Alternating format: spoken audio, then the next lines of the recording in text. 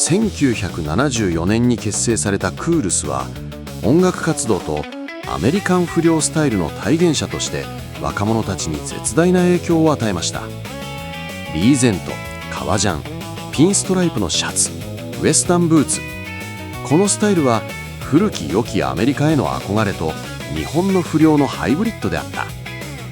リーダー的存在であった舘ひろしは、ハーレー・ダビッドソンを単なる移動手段ではなく、生き様の表現であったロングフロントフォーク、エイプハンガーバー、ローライダーシートというスタイルで愛用していた。後に立ちスタイルとして模倣されてました。岩城浩一は舘ひろしとは対照的によりアグレッシブでスポーティーなバイクイメージを体現した。クールスの中でも特に走りにこだわる姿勢を見せ、川崎 Z1 を自在に操るテクニックは若者の崇拝を集めた。昭和50年の道路交通法改正により 50cc を超える全てのバイクに対して一般道でのヘルメット着用が義務化されました。それ以前の日本において若者たちがノーヘルで公道を走っていた様子は現代から見れば信じられないほど開放的で、ある種の危うい自由を象徴する光景でした。同じく昭和50年に自動二輪免許の制度が改正され、 400cc までの中型限定自動二輪免許が導入され、大型バイクの免許取得が非常に困難になった限定解除時代となりました。だからこそ大型バイクに乗ることは一種のステータスとなりました。当時の代表的な大型バイクはホンダドリーム CB7 班フォア。昭和44年に登場し、世界初の量産4気筒7班として日本の大型バイクブームを切り開いた名車。若者からは7班の愛称で呼ばれ、7班文化を作った原点がこの CB7 班フォアです。純正の4本出しマフラーも重厚なサウンドで迫力ありますが、ショート缶の集合マフラーは量産初の4気筒サウンドが最高にしびれました。川崎 Z2、 昭和48年に登場した国内向け大型4気筒バイクである。海外版 Z1 の国内仕様として開発され、美しいティアドロップ型の燃料タンクと空冷4気筒エンジンの圧倒的な存在感。 Z2 という響きは当時の若者にとって神格化されていました。吉村製の集合マフラーとの相性は良く、排気音を豪快にするカスタムが若者たちに人気を博しました。昭和40年代後半、バイクを改造し爆音を響かせながら集団で走ることを楽しんだ若者たち。彼らは雷族と呼ばれていました。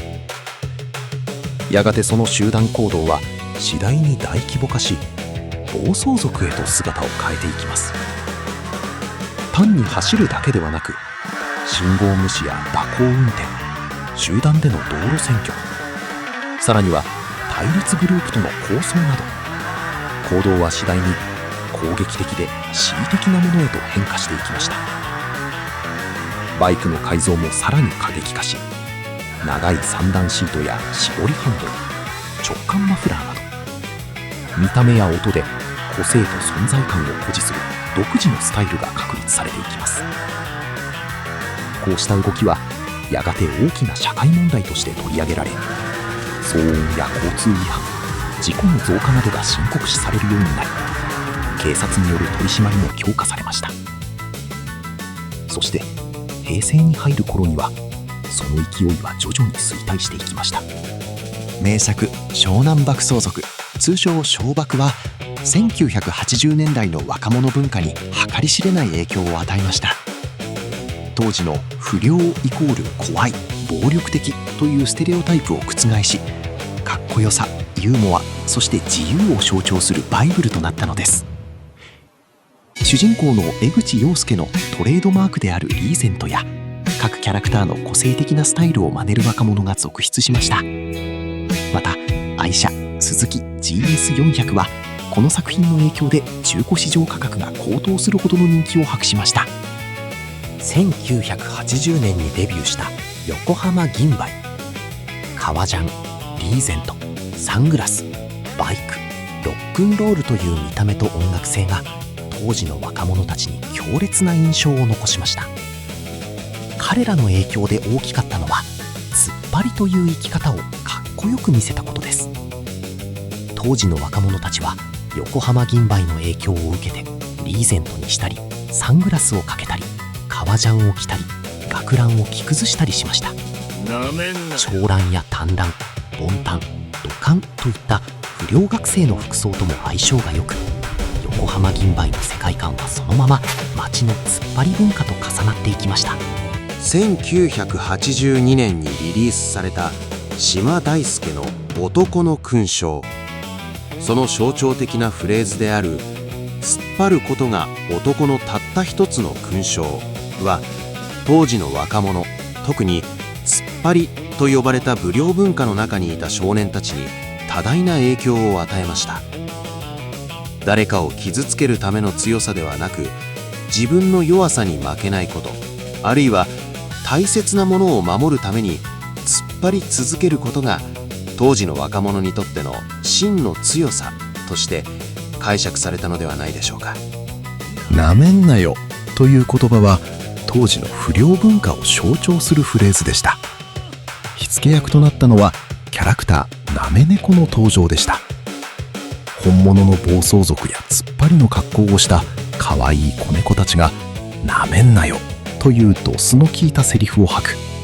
この怖さと可愛さの極端なギャップが当時の日本人に衝撃を与えました。突っ張り言葉には今聞くと少し笑ってしまうようなものから、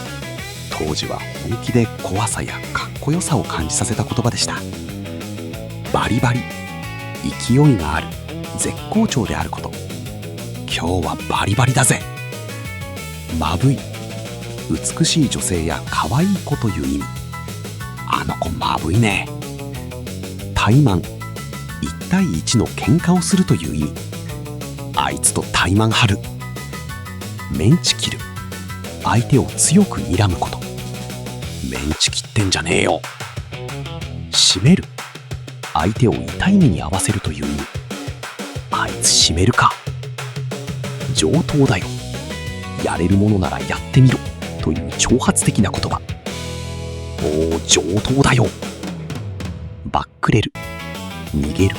約束をすっぽかす、学校や授業を抜け出すこと。あいつバックレやがって。3年 B 組金八先生における腐ったみかんじゃない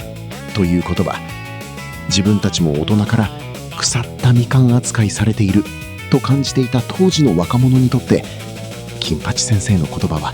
自分たちの存在を肯定してくれる救いの手のように響きました。当時はいわゆる普通の子でも突っ張りにどこか憧れを抱き、ちょっと背伸びしたプチ不良スタイルを楽しんでいました。ぺちゃんこに潰した学生カバンを持ったり、持ち手にビニールテープを巻いたり、好きなアイドルの名前ステッカーを貼ったり、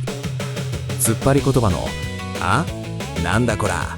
上等だぜ」といった乱暴な口調を仲間内での冗談交じりに使い合い、さりげなくプチ不良感をアピールしていました。本当に悪いことはできないけれど、みんなと同じ優等生でいるのもつまらない。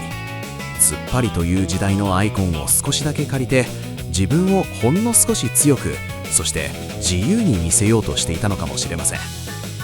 夕方になればきちんと家に帰り、家では普通の子に戻る、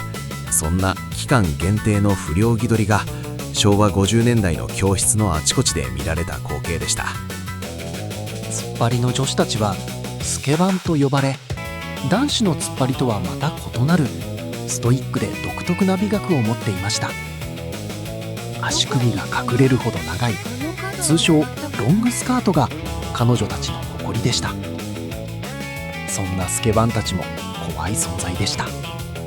昭和50年代、自分たちなりの強さやかっこよさを必死に表現していた若者たちも、